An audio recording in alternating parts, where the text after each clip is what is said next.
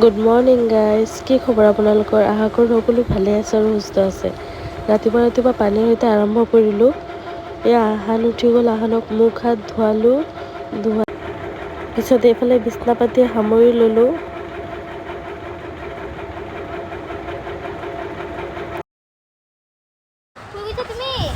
আহানৰ পূৰা খং উঠিছে, তাৰ টোপনি লাগিছে আচলতে।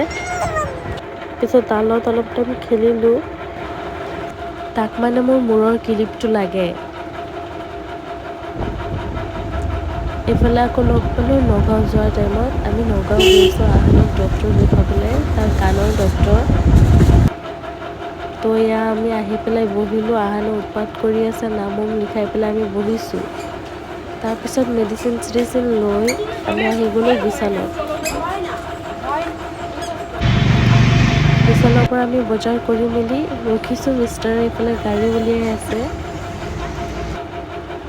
আৰু ঘৰত আহি গ'লোঁ আমি বজাৰ কৰি আহি পেলাই ৰাস্তাতে আহান টোপনি। ব'লক বিশালৰ বজাৰখিনি আপোনালোকক দেখুৱাওঁ।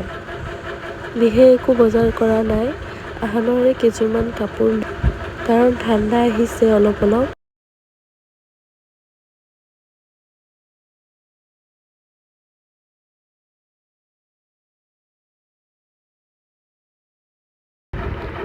ইয়াতে ব্লগটো সামৰিছোঁ। নেক্সট ব্লগত অতি সোনকালে লগ পাম।